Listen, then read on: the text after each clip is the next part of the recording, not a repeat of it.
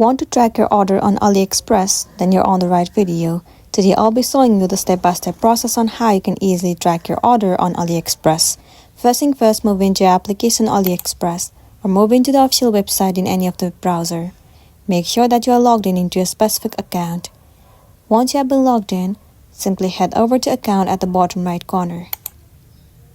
In the section of My Orders, click on View All and wait for a while for it to load.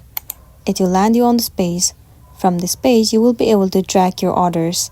If you have to pay the amount, then the order will be in To Pay section.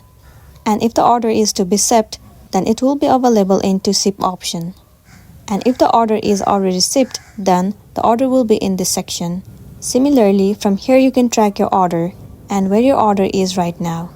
So this is simply how you can track your order on AliExpress. If this video really helped you, give it a like and check out our next tutorial. Thank you.